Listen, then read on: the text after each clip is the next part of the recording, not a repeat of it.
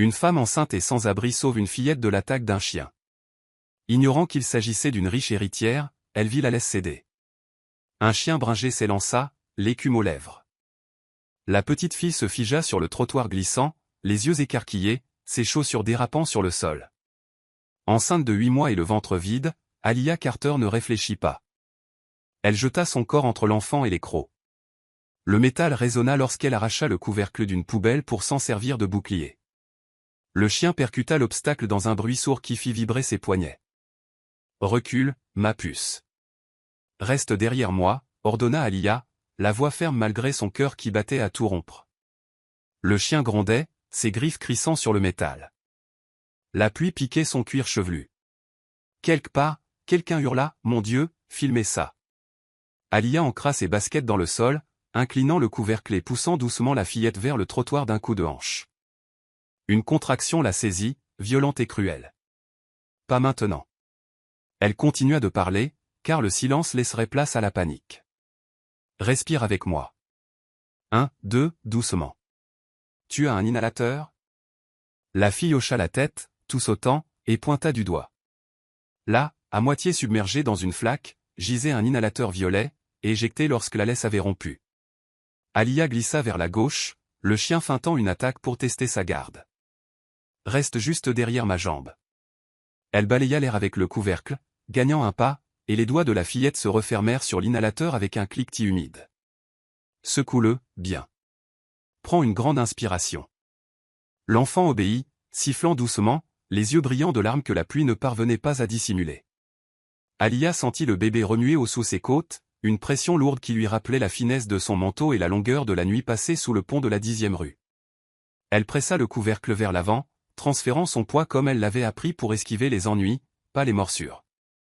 Tout doux, murmura-t-elle à l'enfant, au chien, et à la vie en elle. Utilisez une ceinture, cria un homme, enhardi par sa propre caméra. Une autre femme surgit de la périphérie, lançant une lanière de cuir.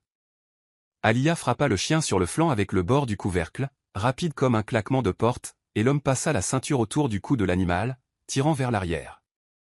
Le chien s'étouffa, se débattit, puis chancela, cherchant appui sur le béton glissant. La femme tint bon, la ceinture mordit la chair, et soudain, il y eut de l'espace. 1 mètre, 2 mètres d'air qui avaient le goût du soulagement. Les sirènes hurlèrent, se rapprochant, leurs éclats bleus se reflétant dans les flaques. La fillette, ses petites tresses plaquées sur le front, prit une autre bouffée, sa respiration se calmant. Ça va aller, dit Alia en abaissant le couvercle, les bras tremblants. L'adrénaline retomba et la contraction revint, plus tranchante cette fois, une bande brûlante en travers de son ventre.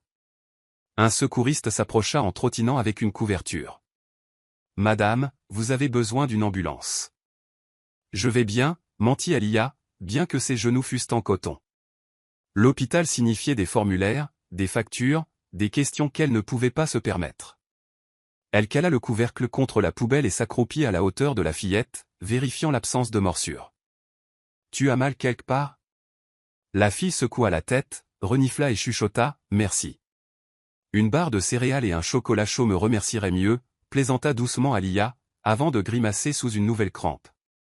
Elle se stabilisa sur le trottoir, la pluie goûtant de ses cils. Le secouriste insista, « Madame. » Un SUV noir dérapa jusqu'au trottoir, les freins hurlant plus fort que la sirène. Un homme grand en jaillit, sa veste de costume déjà sombre de pluie avant même que la portière ne claque. « Zoé !» Il tomba à genoux, enveloppant la fille dans une étreinte qui semblait à la fois répétée et désespérée. L'enfant, Zoé, enfouit son visage dans son torse. Il leva alors les yeux, scrutant au-delà des médecins et des badauds armés de téléphones, jusqu'à ce que son regard se verrouille sur Alia. Éclaboussée debout, respirant à travers la douleur, une main sur son ventre et l'autre encore levée comme si elle tenait un bouclier invisible. Pendant une seconde, la tempête se tut, ses yeux posés sans question. Alia déglutit, esquissa un demi-sourire fatigué et dit « Elle va bien ». Puis une autre contraction la saisit et le monde bascula de nouveau. Le lendemain matin arriva doux et gris, comme si le ciel lui-même était trop fatigué pour briller. Alia se réveilla sur un matelas fin au refuge municipal, le corps endolori par le combat et le dos raidi par l'humidité. La nuit précédente était passée par flash. Les lumières de la police, Les petites mains de la fille agrippant son bras, et les yeux de cet homme profond, choqués et reconnaissants. Elle n'avait même pas demandé son nom, s'assurant simplement que l'enfant était en sécurité avant de s'éclipser dans la foule. Au coin de la clinique, elle rinça le sang de sa manche sous un évier au filet d'eau maigre. Ce n'était pas le sien, juste une égratignure causée par la boucle de la laisse, mais cela paraissait pire que ça ne l'était. L'infirmière lui offrit un siège, demandant si elle avait quelqu'un à appeler. Alia sourit simplement et répondit, « Juste mon bébé », en frottant son ventre. L'infirmière soupira, lui tendit 2 vitamines prénatales et lui souhaita bonne chance. À midi, elle était de retour dans la rue, la pluie ayant séché pour laisser place à une brume glaciale. Elle marchait le long de Peachtree Street vers l'arrêt de bus, prévoyant de mendier un trajet jusqu'au refuge. C'est alors qu'un SUV noir s'arrêta lentement à sa hauteur. La porte arrière s'ouvrit et le même homme en sortit, grand, costume impeccable, les yeux cernés par le manque de sommeil. Dans ses bras, Zoé rayonnait à travers la vitre, faisant de grands signes de la main si fort que ses petits bracelets s'entrechoquaient. Alia se figea. Seigneur. Darius traversa rapidement le trottoir, son parapluie s'inclinant au-dessus d'elle. Mademoiselle, attendez. Je vous cherche depuis hier soir. Sa voix était calme, mais empreinte d'urgence. Le médecin a dit que Zoé va bien. Elle n'arrêtait pas de demander après vous. La gorge d'Alia se serra. Je suis juste contente qu'elle aille bien, monsieur. C'est tout ce qui compte. Vous étiez blessé, dit-il. Vous vous êtes effondré dans la rue. Elle secoua la tête. Juste fatigué. Ça arrive quand on porte 8 mois et la moitié du monde sur son dos. La petite voix de Zoé s'éleva du SUV. Papa, donne-lui ça. Elle tendit la main, tenant un bracelet aux couleurs de l'arc-en-ciel fait de ficelles et de perles. Darius le prit et le tendit à Alia. Elle a fait ça pour vous, dit-il doucement. Alia hésita, puis l'accepta avec des doigts tremblants. Merci, ma puce. Elle sourit à Zoé, ses yeux chaleureux et vivants d'une manière qu'ils n'avaient pas été depuis des mois. Darius prit une inspiration. S'il vous plaît, laissez-moi au moins payer votre examen médical, ou un endroit où dormir ce soir. Les mots semblaient trop gros, trop dangereux. Alia recula. Non, monsieur, vous ne me devez rien. J'ai juste fait ce que n'importe qui aurait dû faire. Il fronça les sourcils, étudiant son manteau trempé, ses chaussures usées. Tout le monde n'aurait pas risqué sa vie. J'ai assez perdu pour savoir que sauver quelqu'un d'autre vaut plus que ma propre douleur, répliqua-t-elle. Vous n'avez pas à me réparer, monsieur Whittaker. Il cligna des yeux. Vous savez qui je suis? Votre visage est sur tous les panneaux publicitaires d'Atlanta. Whittaker Holdings, bâtir l'avenir. Elle émit un petit rire sec. J'imagine que je viens de rencontrer le père de l'avenir. Avant qu'il ne puisse répondre, une autre portière claqua. Vanessa Cole sortit, ses talons claquant comme un jugement. Son visage était parfait, ses lèvres pincées. Darius, nous n'avons pas besoin d'une scène, cingla-t-elle. Les relations publiques sont déjà un cauchemar avec la vidéo en ligne. Elle agita une main manucurée vers Alia. Ceci n'est pas l'histoire que nous voulons raconter. Le visage de Zoé s'assombrit. Elle m'a sauvé. Le sourire de Vanessa était étudié. Trésor, bien sûr qu'elle l'a fait. Mais papa peut s'en charger d'ici. Alia sentit la chaleur lui monter au cou. Vous n'avez pas à vous inquiéter pour moi, madame. Je pars. Alia, commença Darius en tendant la main. Mais elle reculait déjà vers l'arrêt de bus. J'ai un lit qui m'attend au refuge de Misati, dit-elle en forçant un sourire. C'est mieux qu'un hôtel que je ne peux pas payer. La pluie recommença, fine et chuchotante. Darius fit un pas de plus, mais la petite main de Zoé tira sur sa manche. Alia se retourna, capuche relevée, une main stable sur son ventre. Derrière elle, la porte du SUV se referma doucement, étouffant l'appel de Zoé, « Reviens vite ». Au refuge ce soir-là, Misati l'observa par-dessus son presse-papier. « J'ai entendu ce que tu as fait. Ma fille, tu es passée aux infos. » Alia gémit. « C'est tout ce dont j'avais besoin, de l'attention. » « Ne fais pas comme si ce n'était pas une bénédiction, dit Misati. Tu vaux mieux que tes ennuis maintenant. Cet homme te doit quelque chose. Il ne me doit rien, dit Alia en s'installant sur son lit de camp. J'espère juste que sa petite fille dort bien. Miss Hattie eut un sourire en coin. Tu es têtu, Carter. Ce cœur va te sauver ou te briser. Peut-être les deux. Alors que les lumières diminuaient, Alia fit tourner le bracelet d'amitié dans sa main. Ses perles luisaient faiblement dans l'obscurité, de minuscules couleurs comme des étoiles. Elle chuchota, « Merci, Zoé », et le serra contre son cœur. De l'autre côté de la ville, Darius était assis près du lit de Zoé endormie, serrant un ours en peluche.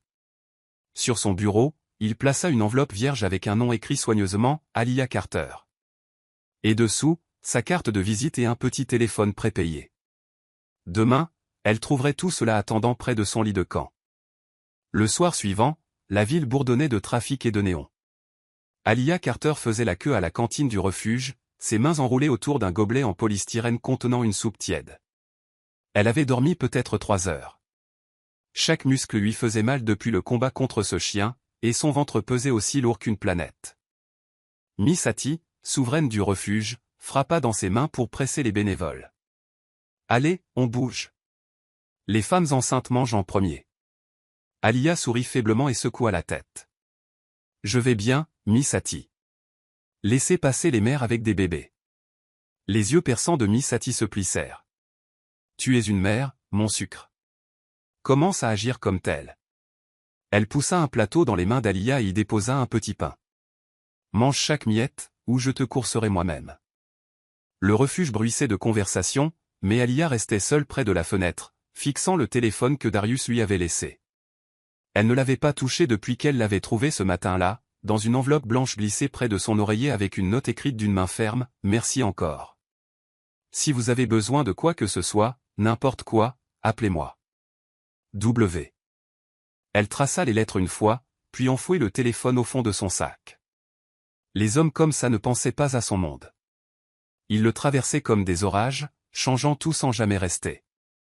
Elle avait l'habitude de survivre à sa propre météo. Après le dîner, Miss Hattie la coinça de nouveau. « Tu cherches toujours du travail ? J'ai une amie dans l'équipe de nettoyage de la tour Whittaker. Elle a besoin d'une remplaçante fiable pour les quarts de nuit. Ça paie bien. Cache tous les vendredis. » Alia cligna des yeux. « La tour Whittaker ? » ?»« Oui, ce grand monstre de verre au centre-ville. »« Ne me regarde pas comme ça. Tu sais manier un balai, non ? » ?»« Je peux manier tout ce qui paie, » dit Alia, bien que son estomac se noie à l'évocation de ce nom. Elle ne mentionna pas qu'elle avait déjà rencontré l'homme derrière ce nom, pieds nus et en sang sous la pluie. À 21h, elle se tenait dans le hall de la tour Whittaker, les cheveux tirés en chignon, un uniforme gris trop grand pendant sur ses épaules. Les sols en marbre brillaient comme des miroirs. Son reflet semblait étranger, fatigué, déterminé, mais étrangement stable. Une superviseuse nommée Rita lui tendit un presse-papier. « Nettoie les étages de la direction après minuit. Pas de fouine. Pas de discussion avec le personnel. Tu es invisible. Compris ? » ?»« Compris, » dit Alia. Les heures passèrent calmement. Elle essuya les parois de verre, vida les poubelles et plia les papiers jetés en pile nette avant de les jeter. Des chiffres lui sautèrent aux yeux. Facture fournisseur en double. Même Toto. Orthographe différente. Des années auparavant, avant que sa vie ne s'effondre, elle avait étudié la comptabilité. Son instinct la démangeait. Quelque chose clochait ici. Dans le reflet sombre de la fenêtre du bureau du PDG, elle vit sa propre silhouette, balai en main, le ventre rond sous l'uniforme, et faillit rire. Le destin avait un drôle sens de l'humour. Retour à la case départ, hein ? Chuchota-t-elle à son bébé. Juste dans des couloirs plus brillants. L'ascenseur tinta doucement derrière elle. Elle se retourna et se figea. Une petite fille en sortit, serrant un sac à dos rose et un biscuit à moitié mangé. « Zoé ? » ?»« Alia. » chuchota Zoé avec ravissement. « Papa est encore en réunion. Je voulais t'apporter ça. » Elle tendit un papier plié, couvert de cœurs au crayon gras et de bonshommes allumettes. Une femme avec des tresses et un gros ventre à côté d'une petite fille. Alia s'accroupit lentement pour l'accepter. « Tu es censée être au lit, petite mademoiselle Richesse. » Je ne pouvais pas dormir. La lèvre inférieure de Zoé trembla. « Tu m'as manqué. » Alia s'adoucit. « Tu as un cœur courageux, de venir jusqu'ici. Avant qu'elle ne puisse la raccompagner, l'ascenseur tinta de nouveau. Vanessa Cole, marchant à grands pas avec ses talons pointus et son parfum entêtant. Ses yeux s'écarquillèrent. Qu'est-ce que c'est que ça? Zoé se recroquevilla derrière Alia. La voix de Vanessa trancha l'air. Encore vous? Qu'est-ce que vous faites ici, vous cambriolez les bureaux maintenant? Alia se redressa, gardant un ton égal. Je travaille ici. Équipe de nettoyage. Le regard de Vanessa balaya son uniforme avec mépris. Pratique. Une femme sans abri qui travaille soudainement dans ce bâtiment après avoir rencontré mon fiancé? L'accusation piqua, mais Alia ne dit rien. Elle posa une main rassurante sur l'épaule de Zoé. Elle s'est perdue, c'est tout. Je la raccompagnais. Sécurité. Aboya Vanessa. Escortez cette femme dehors. Les portes de l'ascenseur s'ouvrirent une fois de plus, et Darius entra, le téléphone à l'oreille. Vanessa, qu'est-ce qui se passe? Zoé se précipita vers lui. Papa. Ne te fâche pas. Alia travaille ici. Il cligna des yeux en les regardant toutes les deux, puis abaissa son téléphone. Elle travaille ici. Vanessa croisa les bras. Apparemment. Tu devrais peut-être vérifier qui engage les concierges. Le regard de Darius s'adoucit lorsqu'il se posa sur Alia. Je ne savais pas, dit-il doucement. Je ne pensais pas que c'était nécessaire, répondit Alia. C'est juste un travail. Je ne suis pas là pour déranger qui que ce soit. Zoé tira sur sa main. Elle peut rester? S'il te plaît? Le regard noir de Vanessa aurait pu trancher du verre. Darius hésita, puis hocha la tête une fois. Bien sûr qu'elle peut. Zoé, dis bonsoir maintenant. Il est tard. Zoé serra Alia fort dans ses bras avant de suivre son père. Alors qu'il partait, Alia entendit Darius murmurer à Vanessa, elle a sauvé notre fille. Elle mérite mieux que tonton condescendant. Ces mots suivirent Alia jusqu'à l'étage de maintenance, se logeant au fond de sa poitrine comme une petite braise chaude qu'elle ignorait avoir perdue. Lorsqu'elle termina son quart vers l'aube, elle quitta la tour Whittaker avec un bulletin de paie et le dessin de Zoé plié en sécurité dans sa poche. Et pour la première fois depuis des mois, une étincelle de quelque chose qu'elle osait appeler l'espoir. Quelques nuits plus tard, l'atmosphère à l'étage de la direction était plus froide que d'habitude. En vidant l'une des poubelles, Alia repéra une page qui n'avait pas été complètement froissée. Une facture. Igmark Industrial Solutions. Elle fronça les sourcils. Elle avait vu le même fournisseur à un autre étage la veille. Même bon de commande, même total, mais une orthographe légèrement différente. HIGHMARC au lieu de HIGHMARK. Chuchota Alia. Quelqu'un joue un drôle de jeu ici. Ses vieux réflexes de comptabilité se réveillèrent. Ses chiffres mentaient. Alors qu'elle empilait les papiers, elle entendit des pas légers derrière elle. Zoé, en pantoufles roses, son lapin en peluche à la main. Zoé? Qu'est-ce que tu fais encore debout? La fillette sourit et lui tendit un nouveau dessin. Alia et Zoé, à côté d'un bébé avec un cœur dessiné dessus. Papa dit que tu es courageuse, dit Zoé. Avant qu'Alia ne puisse répondre, le claquement sec des talons de Vanessa résonna. Zoé. Retourne dans ta chambre immédiatement. Puis elle se tourna vers Alia. Et vous, vous utilisez une enfant pour grimper les échelons? Je ferai en sorte que les RH revoient votre dossier. Vous ne tiendrez pas la semaine. Vanessa, intervint la voix grave de Darius. Il sortit de son bureau, les manches retroussées. Elle est employée ici. Elle a autant sa place que n'importe qui. Merci, Alia, de veiller sur Zoé. Alia hocha la tête, la gorge serrée. Je fais juste mon travail, monsieur. Alors qu'il se détournait, elle l'interpella doucement. Monsieur Whittaker? Vérifiez les factures de Igmark Industrial. Quelqu'un vous facture en double. Darius la fixa, un étrange respect dans les yeux. Je vais regarder ça.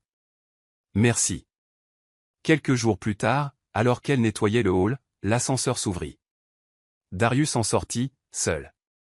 Alia. Pouvons-nous parler? Ils s'assirent sur un banc près de la fenêtre. J'ai fait vérifier les comptes. Vous aviez raison. C'est délibéré. Quelqu'un vole l'entreprise. Vous avez vu ça dans une poubelle?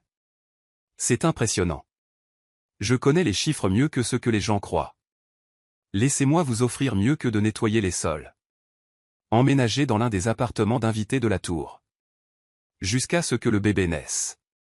Alia se leva brusquement. Je n'accepte pas la charité. Ce n'est pas de la charité. C'est un remboursement pour service rendu. Un endroit sûr. Le bébé donna un coup violent, lui rappelant sa fragilité. Elle finit par hocher la tête. Juste jusqu'à l'arrivée du bébé. L'appartement était magnifique. Mais Vanessa, qui surveillait via les caméras de sécurité, ne comptait pas en rester là. Elle complotait avec Reggie Vaughn, un membre du conseil. Faisons croire qu'elle n'est pas une victime, mais une arnaqueuse, dit Reggie. Le piège se refermait. Une semaine plus tard, 2 policiers abordèrent Alia. Mademoiselle Carter, vous faites l'objet d'une enquête pour fraude financière. Près de 100 000 $ ont été détournés vers un compte à votre nom. C'est insensé. Je n'ai même pas de compte bancaire. Darius arriva, furieux. Personne ne l'emmène sans avocat. Je viens avec elle. Au poste de police, l'inspectrice Harris exposa les faits. Mais Miles Porter, l'avocat de Darius, entra avec un dossier épais. Inspectrice, nous enquêtons là-dessus depuis des semaines. Mademoiselle Carter a été piégée. Voici les preuves. Les autorisations de paiement ont été téléchargées depuis le terminal de Vanessa Cole. Darius se tourna vers Vanessa, qui avait suivi pour jouer la comédie. Son visage se décomposa. C'est fini, Vanessa, dit-il froidement. Alia, innocentée mais épuisée, sentit les larmes monter. Darius posa une main sur son épaule. Vous n'êtes plus invisible, Alia. Elle croisa son regard. Peut-être que ce n'est pas une bonne chose. Mais au fond, elle savait qu'elle avait gagné. Elle n'était plus seulement une survivante. Elle était libre. Harris haussa un sourcil. C'est une accusation grave. Miles ouvrit un autre dossier. Et voici une copie de son historique d'accès. Elle a supprimé plusieurs factures après que Mademoiselle Carter les a signalées. Heureusement, nous avons sauvegardé le système la nuit dernière, ajouta doucement Darius. Vanessa travaillait avec un membre du conseil d'administration, Reggie Vaughn. Ils ont le mobile, les moyens et tout à gagner si je tombe.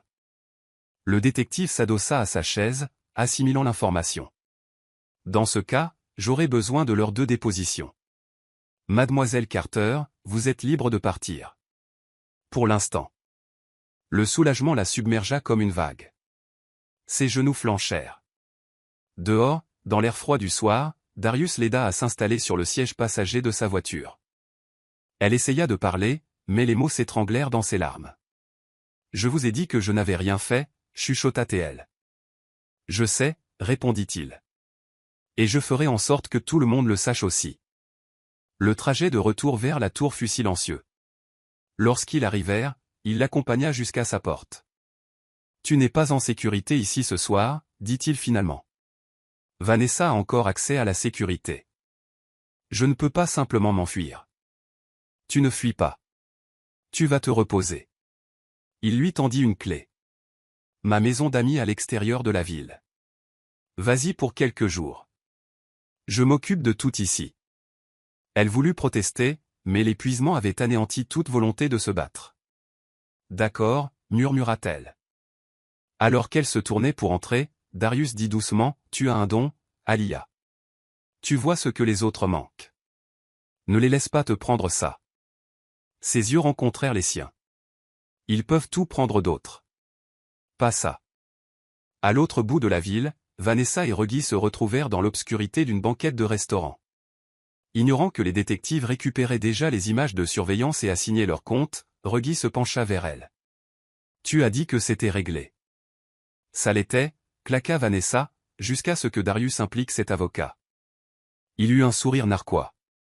Alors il est temps de disparaître, ma chérie. Parce qu'une fois que ça éclatera, il ne te sauvera pas. La main de Vanessa trembla légèrement. C'est toi qui as commencé tout ça. Et c'est toi qui as ton nom sur ces fichiers, dit-il en se levant. Bonne chance pour expliquer ça aux flics. Alors qu'il sortait, le monde de Vanessa commença à se refermer sur elle.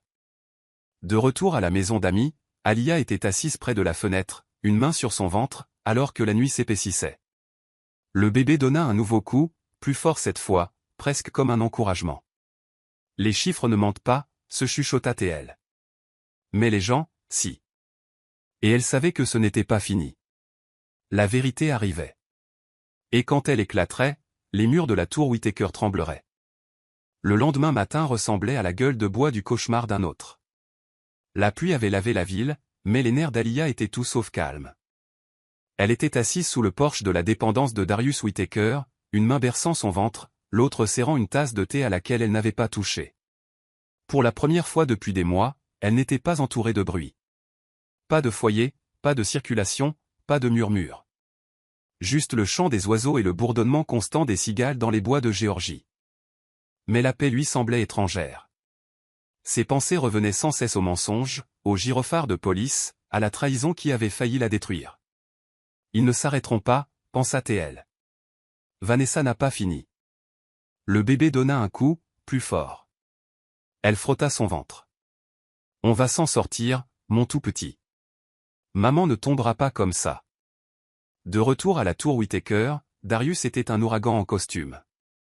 Son calme habituel avait disparu, remplacé par une concentration glaciale qui faisait courir son personnel dans tous les sens. Vanessa ne s'était pas présentée au travail depuis l'interrogatoire, et les avocats de Reggie Vaughan avaient déjà appelé 2 fois, exigeant des clarifications sur sa suspension. Miles Porter entra dans le bureau de Darius, laissant tomber un épais dossier sur son bureau. « Tu vas vouloir voir ça. » À l'intérieur se trouvaient des journaux de transactions, des modifications horodatées et des captures d'écran de surveillance. Miles expliqua, Reggie faisait transiter de l'argent via une société écran appelée Blue Rock Holdings. Vanessa approuvait les transferts sous son identifiant. Mais voici le coup de grâce, l'horodatage de son système montre le nom d'Alia attaché à chaque téléchargement. Ils ont utilisé ses identifiants RH. Darius serra la mâchoire. Donc le faux dossier d'emploi. Ce n'était pas un accident. Quelqu'un l'a piégé dès son embauche. Ils ont fait d'elle leur bouc émissaire. Darius expira lentement, regardant par la fenêtre. Et elle essayait juste de survivre. Miles hocha la tête. Le bureau du procureur examine nos données. Une fois qu'ils verront le schéma, les charges se déplaceront vers Reggie et Vanessa. C'est du béton. Bien, dit Darius. Je veux que ce soit fait discrètement. Elle n'a pas besoin que son nom soit traîné dans la boue à nouveau.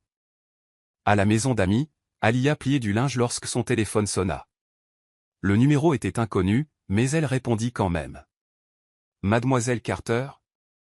C'était le docteur Kiara Benson. Son obstétricienne de la clinique gratuite. Nous ne vous avons pas vu depuis un moment. Comment vous sentez-vous? Mieux, mentit Alia. J'essaie juste de me reposer. Bien. Mais j'ai besoin que vous veniez aujourd'hui, d'accord? Votre tension artérielle lors du dernier contrôle n'était pas bonne. Et le stress peut l'aggraver. Je préfère prévenir que guérir. Alia hésita. Je ne peux pas me permettre une autre facture d'hôpital. Ne vous inquiétez pas pour ça, dit le docteur Kiara chaleureusement. C'est couvert. Monsieur Whittaker a déjà tout arrangé. La poitrine d'Alia se serra. Il a fait ça? Oui, madame. Concentrez-vous simplement sur votre venue ici. En fin d'après-midi, Alia était assise au bord d'un lit d'hôpital, un brassard de tensiomètre au bras. Les lumières fluorescentes bourdonnaient faiblement. Le docteur Kiara fronça les sourcils devant le moniteur. Vous avez de la chance d'être venu, Alia. Vos niveaux de stress crèvent le plafond. Nous devons vous garder en observation cette nuit. En observation? Je suis sérieuse, dit Kiara doucement. Une frayeur de plus et vous pourriez entrer en travail prématuré. Ne tentons pas le diable. Alia soupira, s'adossant aux oreillers. Pour la première fois, elle s'autorisa à se reposer. Mais la paix ne dura que 15 minutes. Car devant la chambre d'hôpital, Vanessa Cole se tenait au poste des infirmières. Lunettes de soleil, trench-coat et venin déguisé en calme. Elle observait Alia à travers la vitre, un léger sourire narquois tirant sur ses lèvres. Elle se tourna vers son téléphone, chuchotant, elle est au Grady Memorial. C'est notre chance. À l'autre bout du fil, la voix de Reggie siffla, ne fais rien de stupide. Oh, il est trop tard pour ça, murmura Vanessa. Elle raccrocha, tapa quelque chose sur son téléphone et s'éclipsa avant que quiconque ne remarque sa présence. Au crépuscule, le téléphone de Darius sonna alors qu'il quittait le bureau. Monsieur Whittaker, fit une voix d'infirmière. Nous avons besoin de vous au Grady Memorial. Mademoiselle Carter est ici. Elle a des contractions prématurées. Il n'attendit pas un mot de plus. 20 minutes plus tard, sa voiture crissa sur le parking de l'hôpital. À l'intérieur, il trouva le docteur Chiara ajustant une perfusion tandis que les infirmières préparaient l'équipement. Alia était allongée, pâle mais éveillée, la mâchoire serrée par la douleur. Darius? Chuchota TL. Il traversa la pièce en deux enjambées. Je suis là. Tu es en sécurité. Je ne peux pas. Elle halta alors qu'une autre contraction traversait son corps. Chiara leva les yeux. Elle se stabilise, mais à peine. Nous lui avons donné des médicaments pour ralentir les contractions. Elle a besoin de repos, pas de stress. Darius se tourna vers l'infirmière. Que s'est-il passé? Elle a dit qu'elle avait commencé à avoir des crampes juste après un appel, dit l'infirmière. La personne au bout du fil a dû la bouleverser. Alia secoua faiblement la tête. Je n'ai pas reconnu le numéro. Mais ils ont dit. Sa voix s'éteignit. Ils ont dit quoi? Insista Darius. Ils ont dit que si je tenais à mon bébé, je devrais quitter Atlanta ce soir. De retour à la tour Whittaker, Miles reçut une alerte. Un email anonyme envoyé au réseau interne du conseil d'administration. L'objet indiquait, confession, l'arnaque d'Alia Carter exposée. Il l'ouvrit et jura. En pièce jointe se trouvait une vidéo, clairement truquée, montrant Alia dans un entrepôt, remettant des enveloppes d'argent à un homme ressemblant à Reggie. La voix off prétendait qu'elle travaillait avec des taupes de l'entreprise. Miles appela immédiatement Darius. Ils insistent. Quelqu'un essaie de détruire sa réputation avant qu'on puisse blanchir son nom. Je l'ai déjà signalé comme faux, mais ça se propage vite. Verrouille le système, dit Darius entre ses dents serrées, et envoie les images à notre équipe de cybersécurité. Je veux l'adresse IP. Lorsque les résultats arrivèrent une heure plus tard, Miles rappela. Tu ne vas pas le croire. Le téléchargement provient de l'ordinateur de bureau de Vanessa. À 22 heures, Vanessa était assise seule dans son pentouse, un verre de vin à moitié vide tremblant dans sa main.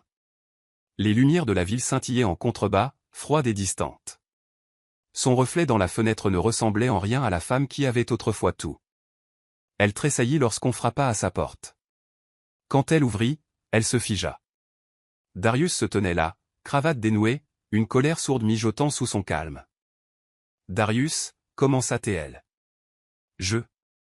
Il entra sans invitation, jetant un dossier sur sa table. Tu as falsifié des relevés bancaires, planté des preuves et essayé de ruiner la vie d'une femme innocente. Je t'ai donné toutes les chances de t'en aller. Son visage se tordit. Elle n'appartient pas à ton monde, Darius. Elle n'est rien. Tu risques tout ce que nous avons construit, notre image, pour elle. Elle a sauvé ma fille, dit-il calmement, et elle a fait plus pour cette entreprise que tu ne l'as jamais fait. Elle te manipule. Cracha Vanessa. Ce bébé pourrait être de n'importe qui. Tu es trop aveuglé par la culpabilité pour voir qu'elle se sert de toi. Les mots coupèrent profondément, mais Darius ne s'y a pas, tu ne la connais pas, mais tu es sur le point de connaître les conséquences. Avant que Vanessa ne puisse parler à nouveau, deux détectives entrèrent dans la pièce. Vanessa Cole, dit l'un d'eux en montrant son badge. Vous êtes en état d'arrestation pour fraude d'entreprise, falsification de preuves et entrave à la justice. Son verre glissa de sa main et se brisa. Vous ne pouvez pas, halta-t-elle alors que les menottes se refermaient autour de ses poignets. Je le peux, dit Darius, la voix glaciale. Et je viens de le faire. De retour à l'hôpital, Alia se réveilla. Ses contractions s'étaient calmées. La perfusion goûtait doucement à côté de son lit. Lorsque la porte s'ouvrit, Darius entra, l'orage enfin disparut de son visage. C'est fini, dit-il doucement. Vanessa est en garde à vue. Reggie sera le prochain, expira Alia en tremblant. Tu es sûr? Il hocha la tête. Miles a tout remis aux autorités. Tu es blanchi de toutes les accusations. Et Zoé demande quand elle pourra te revoir. Un petit sourire effleura ses lèvres. Dis-lui bientôt. Darius s'assit au bord de son lit. Tu devrais te reposer maintenant. Tu t'es assez battu. Je ne peux pas encore me reposer, chuchota TL, les yeux se fermant. J'ai encore un bébé à mettre au monde. Il sourit faiblement. Alors je ferai en sorte que ce monde soit prêt pour elle. Alors qu'elle sombrait dans le sommeil, le bruit faible de la pluie revint à l'extérieur de la fenêtre. Doux, régulier, purifiant. Et pour la première fois depuis longtemps, Alia ne rêva ni de fuite ni de peur, mais de lendemain. Le matin suivant l'arrestation de Vanessa éclata comme un coup de tonnerre. Les médias d'Atlanta fourmillaient de gros titres, une dirigeante de Whittaker Holdings arrêtée pour une fraude de 5 millions de dollars. L'héroïne sans abri blanchie de toute charge après un scandale d'entreprise. Le visage d'Alia Carter était partout. Écran de télévision, blog, talk shows. La même femme qui avait été menottée et humiliée quelques jours auparavant était maintenant saluée comme celle qui avait exposé la corruption au sommet. Mais tandis que le monde acclamait, Alia restait assise tranquillement dans son lit d'hôpital, une main sur son ventre gonflé, regardant le chaos à travers le scintillement de la télé. Cela ne ressemblait pas à une victoire. Cela ressemblait à de la survie. Darius entra dans la chambre juste au moment où l'infirmière éteignait la télévision. Il était habillé de manière décontractée pour une fois. Pas de costume, pas de cravate, juste un jean et un pull sombre. Mais son expression portait le même poids que d'habitude. « Tu fais encore la une », dit-il doucement, posant un sac en papier sur sa table de chevet. Petit déjeuner. De la vraie nourriture, pas de la bouillie d'hôpital. Elle sourit faiblement. Tu n'étais pas obligé. Je le voulais. Il tira une chaise et s'assit, étudiant son visage. Comment va le bébé? Plus forte que moi, dit-elle. Le docteur Chiara dit que j'ai juste besoin de repos. Plus facile à dire qu'à faire. Tu l'auras, promit-il. Alia le regarda, les sourcils froncés. Tu ne peux pas me protéger pour toujours, Darius. Les gens comme Vanessa ne travaillent pas seuls. Tu as dit que Reggie est toujours dehors. Sa mâchoire se serra. Pas pour longtemps. Miles travaille avec le procureur. Ils l'inculperont ensuite. Mais et toi, demanda-t-elle doucement. Tout ça. Ton entreprise. Ta réputation. Tu te bats pour moi, mais tu pourrais tout perdre. Il eut un petit sourire fatigué. Tu as déjà sauvé la seule chose que je ne peux pas remplacer. Zoé. Le reste? Je reconstruirai. Son cœur se serra. Tu le penses vraiment? Je n'ai jamais rien pensé d'aussi sincère. Pendant un long moment, le silence remplit la pièce, épais mais doux, comme une pause entre deux battements de cœur. Puis la porte s'ouvrit à la volée. Zoé bondit à l'intérieur, escortée par Misati, qui afficha un large sourire en voyant Alia. Regardez qui ne pouvait pas attendre une minute de plus, dit Hattie en la serrant fort. Tu as la moitié de l'État qui parle de toi, ma belle. Zoé grimpa sur le lit, serrant une carte faite main. Mademoiselle Alia, regarde, j'ai dessiné toi, moi et le bébé. Les yeux d'Alia s'embuèrent en prenant le dessin gribouillé au crayon. Il montrait 3 personnages souriants, se tenant la main sous un soleil jaune éclatant. Le bébé était dessiné avec des ailes. Pour la protection, dit Zoé solennellement. Parce que tu es un ange aussi. Alia ne put parler. Elle serra simplement la petite fille contre elle, les larmes coulant silencieusement sur ses joues. Pendant ce temps, à l'autre bout de la ville, Reggie Vaughan était assis dans son pentouse, rideau tiré, un verre tremblant dans sa main. Toutes les chaînes diffusaient les mêmes nouvelles. La photo d'identité judiciaire de Vanessa. L'enquête pour fraude. La déclaration officielle de Darius.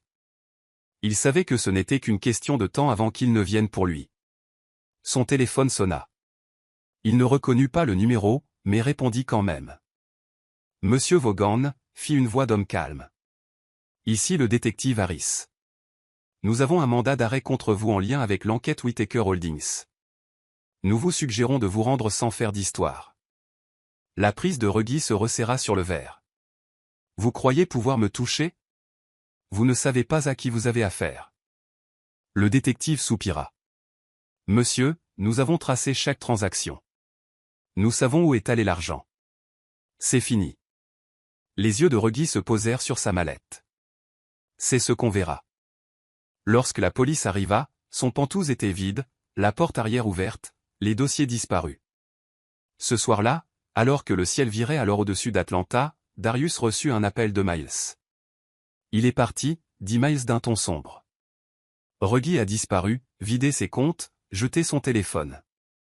Darius se frotta le front. Donc il fuit. Ou il prépare quelque chose, répondit Miles. Les gens comme lui ne disparaissent pas, ils attendent. La voix de Darius se durcit. Alors nous serons prêts. 3 jours plus tard, Alia sortit de l'hôpital. Darius insista pour la conduire lui-même, ignorant ses protestations. « Je peux prendre le bus, dit-elle. Il lui lança un regard. « Tu es enceinte de 8 mois et tu viens de survivre à une tempête médiatique. Tu ne prendras pas le bus. » Miss Hattie les accueillit à la maison d'amis, les bras ouverts et avec un ragoût maison. « Tu as des anges qui veillent sur toi, ma fille, dit-elle en servant la nourriture dans des bols. Ne perds pas ton temps à t'inquiéter des démons. » Ce soir-là, après le départ de tout le monde, Alia s'assit sous le porche sous une couverture, regardant les étoiles. Darius la rejoignit, 2 tasses de chocolat à la main. « Zoé dort ?» demanda-t-elle. Il hocha la tête. À point fermé. Elle raconte à tout le monde que sa meilleure amie est célèbre maintenant. Alia gloussa. Elle est incroyable. Il devint sérieux. Tu sais, quand tout a commencé, je pensais que tu n'étais qu'un nom parmi la foule. Quelqu'un de passage. Mais tu as tout changé. Elle baissa les yeux vers sa tasse. Je ne voulais pas. Je suis heureux que tu l'aies fait. Les mots restèrent suspendus entre eux, lourds d'un sens qu'aucun des deux n'osait nommer. Puis, depuis les ombres près de la lisière des arbres, quelque chose scintilla. Un bref reflet, comme du verre captant le clair de lune. Le regard de Darius se braqua vers l'endroit. Il se leva, scrutant l'obscurité. « Qu'est-ce que c'est ?» demanda Alia, alarmée. « Reste à l'intérieur, dit-il rapidement. » Mais avant qu'elle ne puisse bouger, le faible clic d'un obturateur d'appareil photo résonna. Puis un autre. Quelqu'un prenait des photos. Darius s'élança vers les arbres, la voix tranchante. « Et qui est là ?» Des branches craquèrent. Une silhouette vêtue de sombre déatala vers une voiture qui attendait, moteur vrombissant. Les pneus crissèrent et le véhicule disparut dans la nuit. Il resta là, son souffle visible dans l'air frais, regardant les feux arrière s'évanouir. Le lendemain matin, Miles arriva à la tour tenant une enveloppe. « Tu vas vouloir voir ça » dit-il sombrement, la plaçant sur le bureau de Darius. À l'intérieur se trouvaient des photographies sur papier glacé, granuleuses mais sans équivoque. Darius et Alia assis ensemble sous le porche, riant. Une photo le montrait touchant son ventre. Une note imprimée en gras était jointe, « Belle petite famille, ce serait dommage si les gens pensaient que le bébé est le tien. » Le visage de Darius s'assombrit. Reggie. Miles hocha la tête. Il essaie de te détruire publiquement puisqu'il n'a pas pu te battre légalement. Quel est son but final? Le même que toujours, l'argent et la vengeance. Il va faire fuiter ça à la presse d'ici demain. S'il tord l'histoire correctement, ils feront croire que tu l'as caché pour couvrir un scandale. Darius s'enfonça dans sa chaise, les poings serrés. Il ne gagnera pas. À la maison d'amis, Alia sentit que quelque chose n'allait pas. Darius n'avait pas appelé de la matinée. Le silence semblait plus lourd que d'habitude, comme l'air avant un orage. Elle jeta un coup d'œil au dessin de Zoé et chuchota, « On est allé trop loin pour perdre maintenant. » Son téléphone vibra, un nouveau message d'un numéro inconnu. Quand elle l'ouvrit, son sang se glaça. C'était la même photo du Porsche. En dessous, le texte disait « Quitte-le avant de le ruiner. La prochaine fois, on ne fera pas que prendre des photos. » Son souffle se coupa. Le bébé donna un coup violent en réponse. Dehors, un moteur de voiture tournait au ralenti au bout de la route.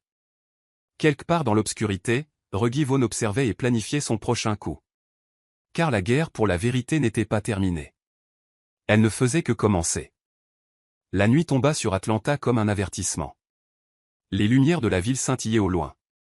Mais près de la maison d'amis isolée de Darius, les bois avalaient le son et la lumière. Seul le chant rythmé des grillons remplissait le silence.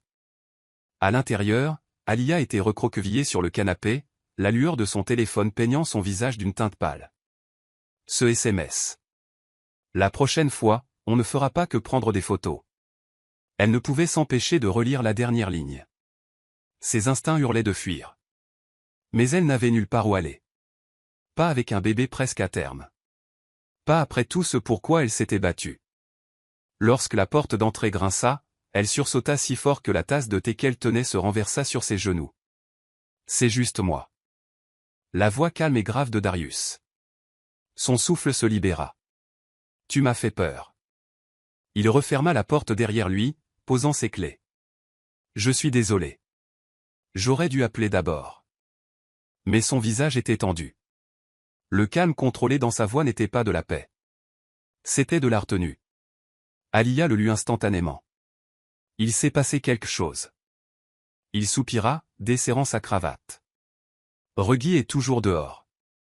Il a envoyé ses photos à tous les grands médias d'Atlanta. La moitié des blogs spéculent déjà que toi et moi. Que je porte ton bébé, finit-elle doucement. Darius hocha la tête. Mon équipe de relations publiques fait des heures supplémentaires pour tuer l'histoire, mais le mal est fait. Les gens croient ce qui fait vendre. La gorge d'Alia brûlait. Je n'ai rien demandé de tout ça. Je voulais juste vivre tranquillement, élever mon enfant et disparaître. Je sais, dit-il, la voix basse. Mais Reggie veut plus qu'une vengeance. Il veut me détruire, et il n'est pas au-dessus de t'utiliser, toi ou le bébé, pour y arriver. Le mot bébé pesa lourd dans l'air. Alors je partirai, dit soudain Alia. Tu avais raison avant. Je n'appartiens pas à ton monde. Peut-être que si je pars, il arrêtera de te poursuivre. Darius s'avança brusquement. Non, c'est exactement ce qu'il veut. Tu disparais, et il gagne le récit. Tu restes, et nous nous battons. Elle croisa son regard. Et si se battre nous fait tuer tous les deux? Il hésita, puis dit doucement, alors au moins, ce ne sera pas pour rien. Le silence entre eux n'était pas vide. Il était chargé, presque tremblant. Pour la première fois, elle vit quelque chose de brut dans ses yeux. Pas de la pitié, pas de l'obligation, autre chose. Avant que l'un ou l'autre ne puisse parler à nouveau, un son déchira l'air calme de la nuit, un craquement sec venant de l'extérieur. Alia se figea. Qu'est-ce que c'était? Darius se dirigea vers la fenêtre, scrutant l'obscurité. Reste ici. Il sortit sur le porche, les planches craquant sous ses pieds. La nuit semblait retenir son souffle. Puis, un autre bruit, du métal qui racle. Il mit la main dans sa veste, sortit son arme à feu dissimulée et s'approcha du bruit. Derrière la maison d'amis, les buissons frémirent, la voix d'un homme marmonna, trop bas pour être comprise. Darius contourna l'angle et se retrouva face au reste brisé de la fenêtre de sa voiture. Le pneu avant était lacéré, et peint en travers du pare-brise à la bombe rouge dégoulinante se trouvaient 3 mots, « Reste à ta place ». Le pouls de Darius s'accéléra. Il scanna les bois, mais celui qui avait fait ça était déjà parti. Seule la faible odeur d'essence et de peinture en aérosol persistait. Il retourna sous le porche, la voix saccadée. Fais un sac. On part. Alia cligna des yeux. Partir? Où? Quelque part en sécurité. J'ai un appartement sécurisé au centre-ville. Accès par carte, caméra de sécurité, entrée gardée. Tu y seras plus en sécurité. Et Zoé? Elle est chez ma mère ce soir. Je la garderai là-bas jusqu'à ce que ça se calme, mais... Pas de discussion, dit-il fermement, d'un ton protecteur mais urgent. Je ne risque ni toi ni le bébé. Alia regarda la porte, puis le regarda, et hocha la tête. À minuit, ils étaient de nouveau en ville. L'appartement dans la tour surplombait le parc centennial, ses murs de verre et d'acier formant une forteresse au-dessus du chaos en contrebas. Darius verrouilla la porte derrière eux, puis vérifia le flux de sécurité. Nous resterons ici jusqu'à ce que Miles localise Reggie. Alia s'effondra sur le canapé, l'épuisement la submergeant. Tu penses qu'il viendra ici? S'il est assez désespéré. Les mots lui firent froid dans le dos. Pourquoi te déteste-t-il autant? Demanda-t-elle doucement. Darius s'assit en face d'elle, se frottant la nuque. Nous étions partenaires. Quand mon père est mort, Reggie m'a aidé à stabiliser l'entreprise. Mais il voulait le pouvoir, pas le partenariat. Quand j'ai refusé de vendre notre fondation caritative pour couvrir ses dettes, il s'est retourné contre moi. Donc c'est une question d'argent. Il secoua la tête. C'est une question de contrôle. Reggie ne veut pas seulement ce que j'ai, il veut prouver que je ne le mérite pas. Alia fixa ses genoux.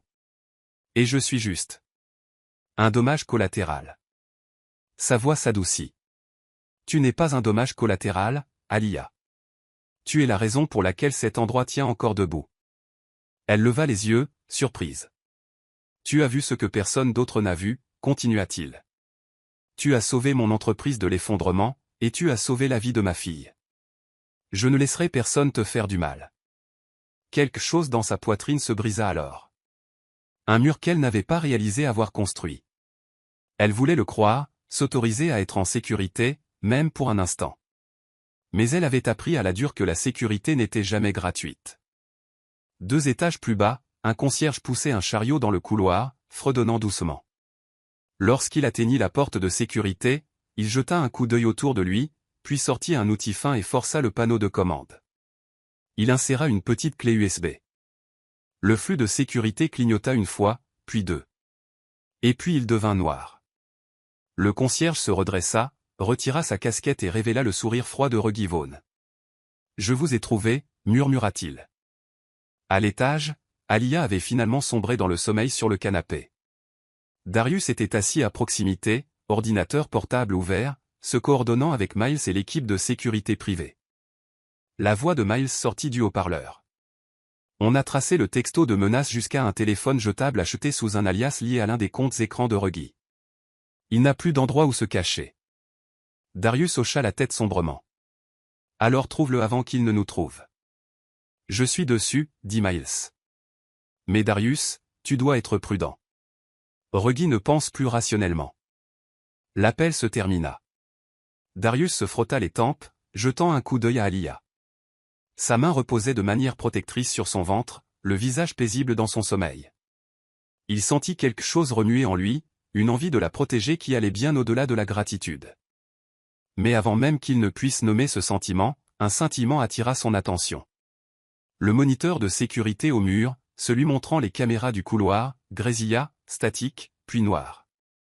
Il se leva instantanément, ses instincts aiguisés. « Alia » chuchota-t-il en se dirigeant vers elle. « Réveille-toi. » Elle remua. « Qu'est-ce qui ne va pas ?» Il saisit l'arme de poing dans le tiroir de son bureau. « Quelqu'un est là. » Ses yeux s'écarquillèrent. « Reggie ?» Une voix résonna faiblement à travers la porte. « Darius ?» ?»« C'est moi. » C'était Miles. Darius fronça les sourcils. « Miles ?» Mais quelque chose clochait. Miles ne criait jamais. Il appelait toujours d'abord. Il jeta un nouveau coup d'œil à l'écran, toujours noir, pas de flux visuel. Puis vint le bruit d'une carte magnétique glissée dans le lecteur. Darius leva l'arme, la tension vibrant en lui.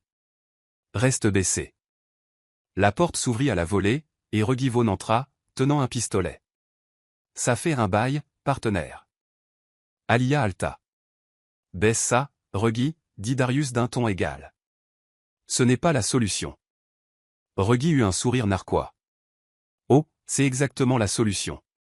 Tu as pris mon argent, ma réputation et mon entreprise. Maintenant, je reprends ce qui est à moi. » Il tourna l'arme vers Alia. « Et elle vient avec moi. » Darius se plaça devant elle. « Tu devras d'abord me passer sur le corps. » Le sourire de Reggie s'élargit. « C'est le plan. » Puis, bang. Le son craqua dans l'air comme la foudre. Alia hurla. Darius recula en titubant, agrippant son épaule. Le sang fleurit à travers sa chemise. Reggie leva à nouveau l'arme. Mais avant qu'il ne puisse tirer, Alia attrapa la lampe de la table et la lança. Elle s'écrasa sur son bras, faisant dévier l'arme sur le côté. Il jura, se jetant en avant. Ils luttèrent, Alia poussant, Reggie frappant. Le bébé donnait des coups sauvages alors qu'elle se battait, le souffle court. Puis vint un autre bruit, des cris, des bottes, et le claquement d'une porte.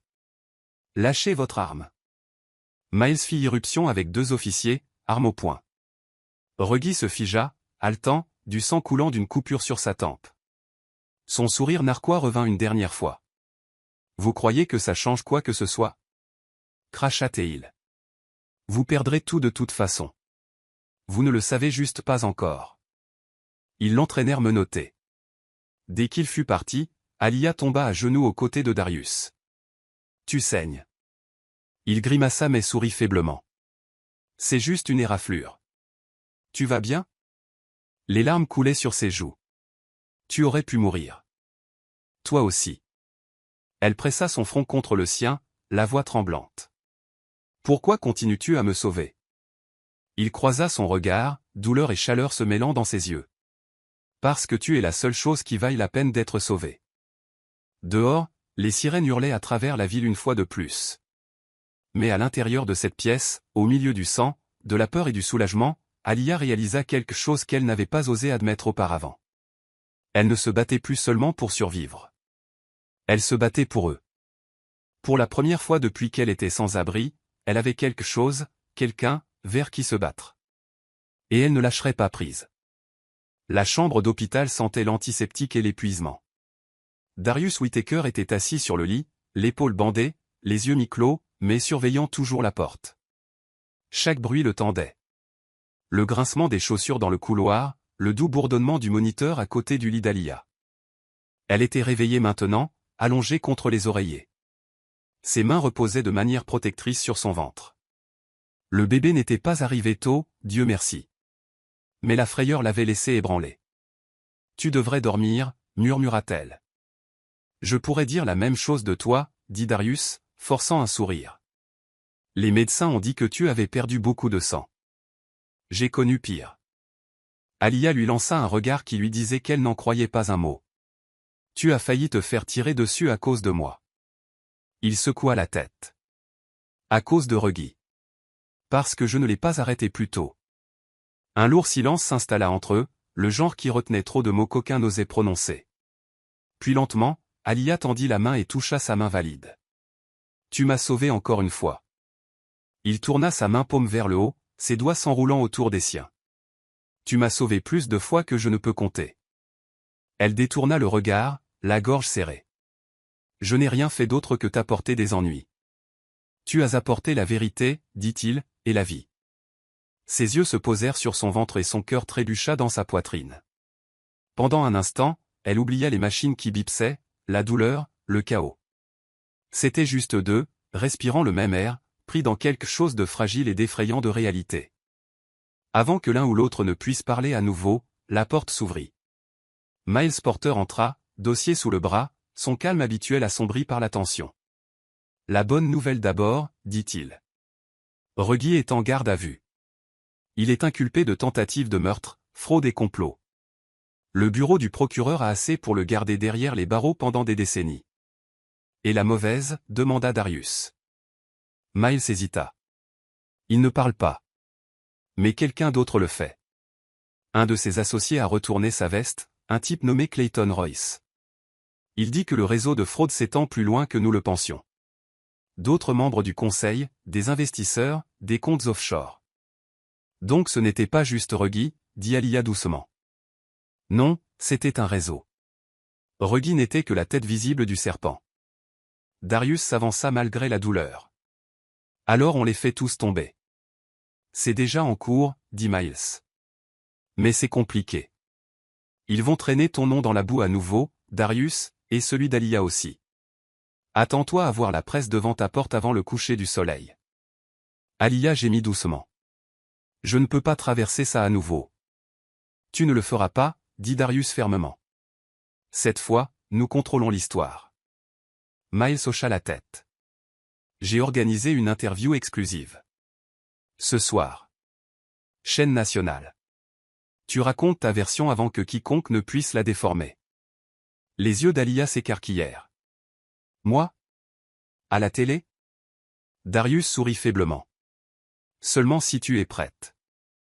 Elle prit une profonde inspiration. Après tout ce à quoi j'ai survécu, je pense qu'il est temps que les gens entendent la vérité venant de moi. Pas à propos de moi. Ce soir-là, les lumières du studio semblaient trop vives, les microphones trop proches. Mais Alia se tenait droite, portant une simple robe bleu marine qui épousait son ventre et sa dignité. L'intervieweuse, une femme posée nommée Serena Brox, sourit chaleureusement. Mademoiselle Carter, vous êtes devenue une sorte de symbole national. Une femme passée de sans-abri à héroïne. Qu'est-ce que cela fait? Alia hésita. Je n'ai jamais voulu être le symbole de qui que ce soit, dit-elle doucement. Je voulais juste une chance de vivre. De faire quelque chose de bien. Quand j'ai vu ce qui se passait chez Whittaker Holdings. La fraude. Les mensonges. Je ne pouvais pas rester silencieuse. Je ne savais pas que cela mènerait à tout ça. Serena se pencha en avant. Vous avez été accusé de vol. Puis blanchi. Comment avez-vous tenu bon à travers tout cela? Alia jeta un coup d'œil hors caméra où Darius se tenait, la regardant. Parce que quelqu'un a fini par croire en moi, dit-elle. Quand vous avez été invisible assez longtemps, la croyance d'une seule personne ressemble à un rayon de soleil. Serena sourit. Et maintenant? Quelle est la suite pour vous? Alia toucha son ventre, souriant faiblement. Une nouvelle vie. Pour nous deux. Lorsque l'interview se termina, des applaudissements éclatèrent dans le studio. En coulisses, Darius la retrouva avec une fierté silencieuse. Tu as été incroyable. Elle rit nerveusement. Je tremblais tout le temps. Personne n'a rien vu. Miles apparut, téléphone en main. C'est déjà en tendance. Alia Carter est partout. L'opinion publique tourne rapidement en ta faveur. Les sponsors nous contactent. L'action Whittaker vient de bondir de 5%. Darius eut un sourire en coin. Je suppose que la vérité paie vraiment. Alia gloussa. Et puis grimaça, sa main volant vers son ventre. Les deux hommes se figèrent. Qu'est-ce qu'il y a? Demanda Darius rapidement. Son visage se tordit de douleur. C'est le bébé. Maintenant? Lâcha Miles. Alia halta, agrippant le bras de Darius. Maintenant. Les heures suivantes furent un flou de panique et d'adrénaline. Les sirènes à nouveau. Des voix pressées. Le blanc stérile des murs de l'hôpital défilant alors que les infirmières la roulaient dans les couloirs. Darius refusa de quitter son côté, malgré les protestations du médecin. Elle ne fera pas ça seule, dit-il, serrant sa main alors qu'elle pleurait à travers une autre contraction. Le docteur Kiara Benson apparut, calme mais vive. On vous tient, Alia. Le bébé est en avance, mais fort. Respirez profondément, maman. Vous pouvez le faire. Le corps d'Alia tremblait. La peur et l'espoir entraient en collision dans sa poitrine. Je ne peux pas. Si, tu peux, dit Darius, la voix basse mais féroce. Regarde-moi. Tu as déjà survécu à pire. Elle croisa son regard. Quelque chose dans son regard stable l'ancra, et elle poussa. Les minutes semblèrent des heures. Chaque cri déchirait son corps et résonnait sur les murs stériles. Puis, un cri. Petit, aigu, puissant. Le docteur Kiara sourit. C'est une fille. Les larmes coulaient sur le visage d'Alia alors qu'il plaçait le petit paquet sur sa poitrine. La peau du bébé était douce et chaude, son cri fort et exigeant. Vivante. Elle est magnifique, chuchota Alia. Elle est parfaite, dit Darius, la voix épaisse. Alia leva les yeux vers lui, l'épuisement et l'émerveillement se mêlant dans ses yeux. Tu es sûr que tu ne veux pas la tenir? Il hésita. Je ne veux pas déranger. Tu ne déranges pas, dit-elle doucement. Tu es la famille. Il tendit les bras, et l'infirmière plaça soigneusement le bébé dans ses bras. Pendant un instant, Darius Whittaker, milliardaire, PDG, survivant du scandale, n'était qu'un homme regardant un nouveau-né avec admiration. Elle a ta force, murmura-t-il. Et ton entêtement, taquina Alia faiblement. Il rit, et pour la première fois depuis des mois, le son n'était pas contraint. Devant l'hôpital, les caméras flashaient à nouveau, mais cette fois, les gros titres étaient différents. De la rue à la force, Alia Carter accueille une petite fille après avoir exposé un scandale d'entreprise. L'entreprise de Darius Whittaker rebondit alors que la justice prévaut. À l'intérieur, Darius parlait doucement à Miles près de la fenêtre. Le réseau de Ruggie? Presque tout s'arrêtait, les deux derniers négocient des accords de plaidoyer. Nous aurons le contrôle total de Whittaker Holdings dans le mois. Et Vanessa? Elle coopère. Elle témoignera en échange d'une peine réduite. Honnêtement, je pense qu'elle a fini de se battre. Darius hocha la tête. Bien. Il se tourna vers la chambre d'Alia, où elle dormait avec le bébé dans ses bras, baignée d'une douce lumière de lampe. Elle mérite la paix, murmura-t-il. Elle le mérite, convint Miles. Et toi aussi. Une semaine plus tard, Alia sortit de l'hôpital. Alors que Darius la conduisait avec le bébé, qu'elle avait nommé Opamara Carter, vers leur nouvelle maison, elle regarda par la fenêtre la ligne d'horizon de la ville. « Tu as vraiment acheté cette maison pour nous » demanda-t-elle doucement. « Je t'ai dit qu'elle était à toi » dit-il. « Pas de la charité. »« Un nouveau départ » sourit-elle. « Je n'en ai jamais eu avant. » Alors faisons en sorte que celui-ci compte. Lorsqu'ils arrivèrent, Zoé attendait sous le porche, serrant un ours en peluche. « Je peux la voir » couina-t-elle, courant alors qu'Alia sortait.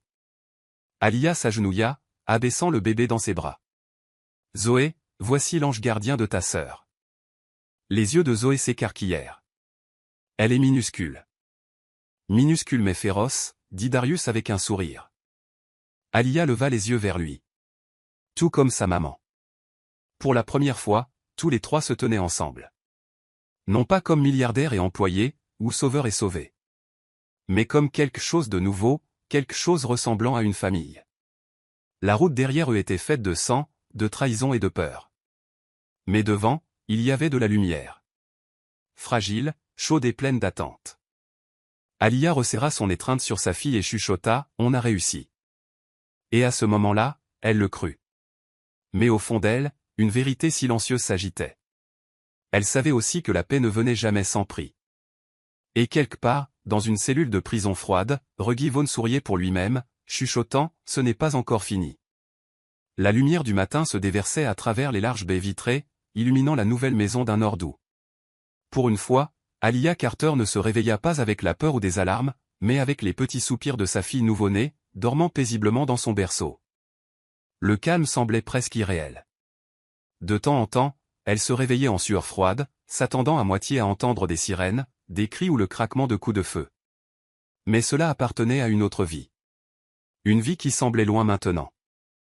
Elle s'assit lentement, son corps encore endolori par l'accouchement, et regarda la petite taupe. Ses joues étaient rondes et douces, ses cheveux bouclant déjà contre sa petite tête. « Bonjour, petite battante » chuchota Alia. Les doigts de Hope fléchirent dans son sommeil, et Alia sourit. Pour la première fois, elle ne pensait pas à la survie. Elle pensait à demain. Dans la cuisine, Darius était déjà réveillé, manches retroussées, faisant des crêpes avec l'aide de Zoé. « J'ai dit retourner, pas lancer » dit-il alors qu'une crêpe atterrissait moitié sur la cuisinière et moitié sur le sol. Zoé gloussa. « C'est de l'art moderne. » Il secoua la tête, riant doucement. « Tu as de la chance que ton professeur pense que la créativité est une vertu. » Alia apparut dans l'embrasure de la porte, toujours en peignoir, les cheveux lâchement attachés. « Ça sent le paradis, dit-elle. »« Ça sent le chaos, corrigea Darius. »« Mais on va appeler ça le petit déjeuner. » Zoé courut pour l'embrasser. « Mademoiselle Alia ?» Hope dort encore. Elle dort bien, contrairement à quelqu'un que je connais. Et, je suis juste énergique. Alia rit doucement. Pour la première fois depuis des années, elle ressentait quelque chose proche de la famille. C'était une chose fragile, un moment de paix emprunté, mais c'était réel. Alors que Darius glissait une assiette vers elle, elle croisa son regard. Il souriait, mais il y avait une ombre derrière, un poids qui n'était pas parti depuis la nuit où Reggie avait été arrêté. « Tu réfléchis encore » dit-elle doucement, une fois que Zoé fut partie chercher du sirop. « Toujours » admit-il. Miles dit que les procureurs rassemblent encore les pièces du réseau. Les investisseurs que Reggie a entraînés dans son plan avaient des liens profonds à l'étranger.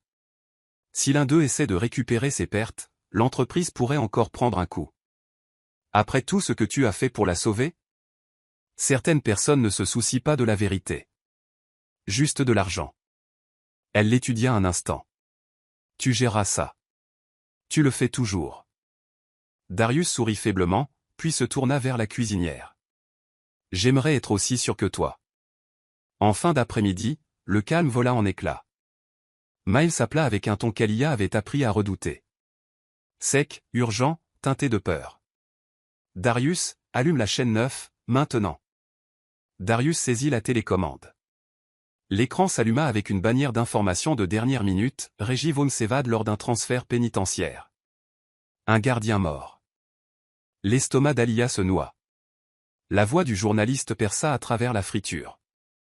Les autorités avertissent les résidents de rester vigilants.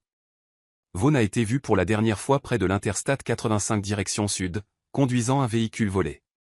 Les officiels pensent qu'il pourrait être armé et chercher à se venger de ceux qui ont témoigné contre lui. « Oh mon Dieu !» chuchota TL. La main de Darius se serra autour de la télécommande, son expression durcit. « Il vient ici. » La voix de Miles sur haut-parleur le confirma. « Il m'a appelé d'un numéro masqué il y a 2 heures. Il a dit, et je cite, « Dis à Darius que je n'ai pas fini de nettoyer mon désordre. Vous devez bouger maintenant. » « Je ne fuis plus, dit Darius. Miles jura. « Ne sois pas stupide. Il est désespéré et dangereux. Je ne les abandonne pas. » Alia s'avança. « Nous partons. Mais nous avons besoin d'un plan. » Darius expira.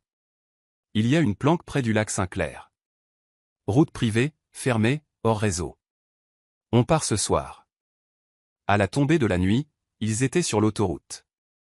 Darius conduisait, Alia sur le siège passager avec Hope attaché à côté d'elle. Zoé dormait à l'arrière. Le monde extérieur était enveloppé de nuages d'orage. Des éclairs zébraient le ciel alors que la pluie commençait à tomber, lourde et implacable. Alia se tourna vers lui. « Tu penses qu'il sait où nous sommes ?» La prise de Darius se resserra sur le volant. « Il connaît tout ce que je possède. Mais pas cet endroit. Plus maintenant. » Alia hocha la tête, mais ne put se défaire de la sensation d'être observée. Chaque paire de phares derrière eux faisait bégayer son cœur. « Darius, dit-elle doucement, promets-moi quelque chose. N'importe quoi. Si quelque chose arrive, ne me protège pas, protège-les. » Elle fit un signe de tête vers Zoé et le bébé. Il la regarda brusquement. « Ne dis pas ça. Je suis sérieuse. » J'ai dit non. Son ton coupa à travers le bruit de la pluie. Rien n'arrivera à aucune de vous.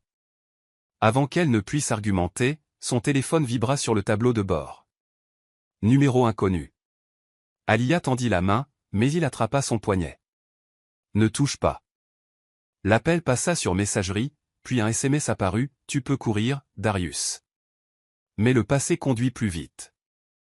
La mâchoire de Darius se serra. Il nous suit. Comment? Probablement via la voiture. GPS. Sans hésitation, il bifurqua sur une route secondaire, les pneus éclaboussant la boue, et coupa le contact. La pluie martelait le pare-brise alors qu'il restait assis dans un silence tendu. Dehors, dit-il finalement. On continue à pied. Alia le fixa. Dans cette tempête? Avec le bébé? Il fouilla dans la boîte à gants et sortit une lampe de poche et un petit pistolet. C'est plus sûr que d'attendre d'être chassé.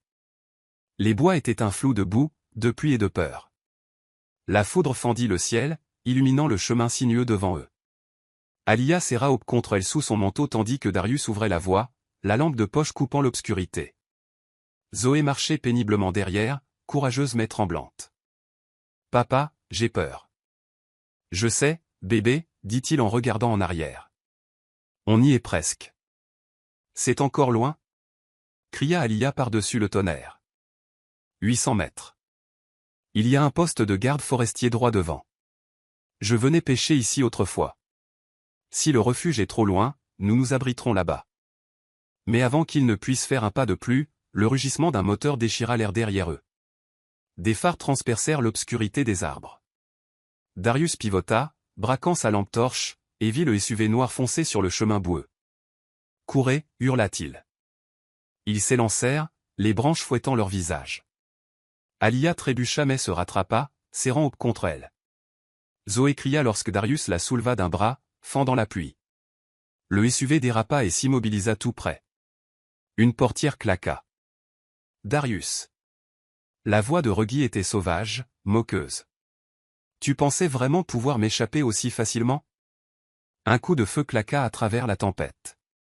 L'écorce d'un arbre explosa à quelques centimètres de la tête de Darius. « Va-t'en » hurla-t-il à Alia.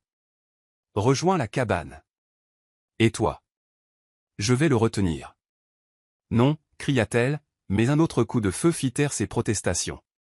Elle se retourna et courut, le cœur battant à tout rompre, ses larmes se mêlant à la pluie.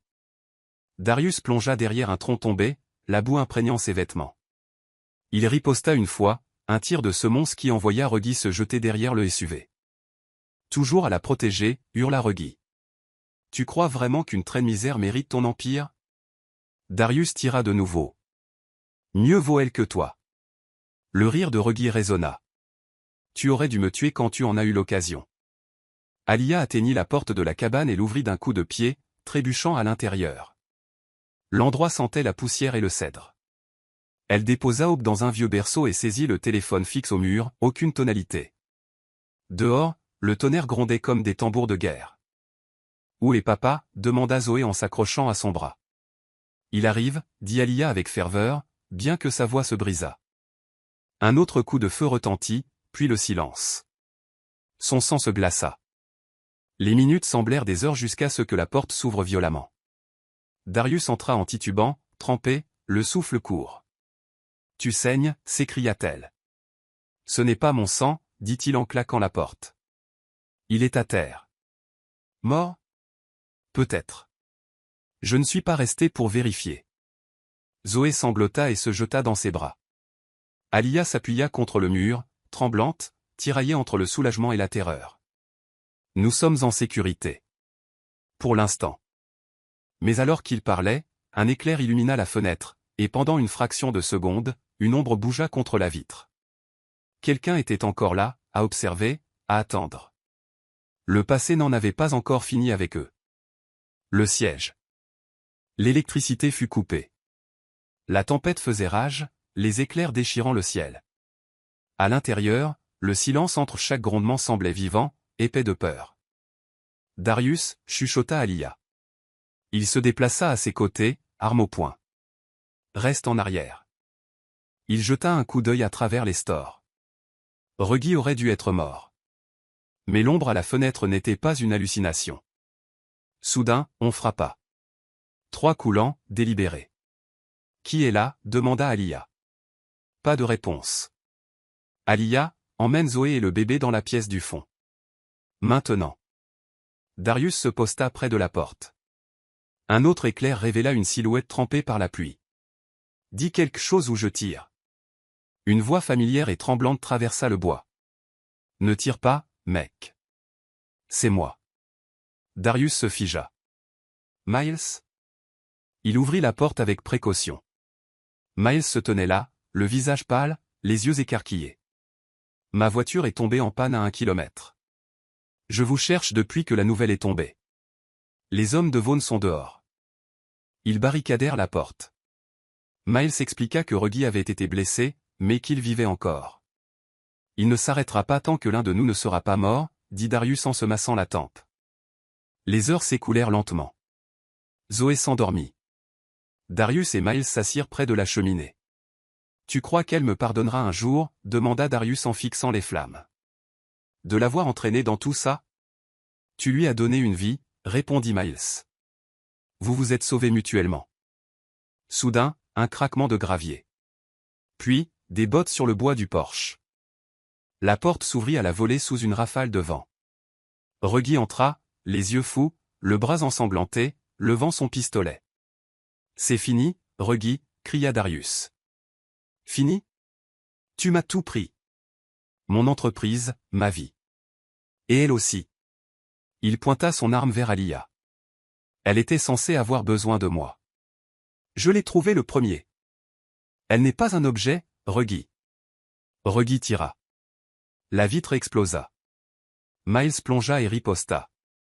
Soudain, Alia s'avança, se plaçant entre les deux hommes, les bras écartés. Arrête ça, Reggie. S'il te plaît. Il cligna des yeux, incrédule. Alia. Tu n'as pas à faire ça. Regarde-moi. Il fut un temps où tu aurais pu faire le bon choix. Mais tu ne l'as pas fait. Tu l'as choisi, lui. J'ai choisi la paix, dit-elle doucement. Le silence retomba. Puis, le bras de Reggie tressauta. Un coup de feu claqua. Alia hurla. Mais c'était Reggie qui tituba, une tache rouge s'étendant sur sa poitrine. Il s'effondra. Derrière lui, Miles abaissa son arme, le visage de marbre. C'est fini. La vérité cachée.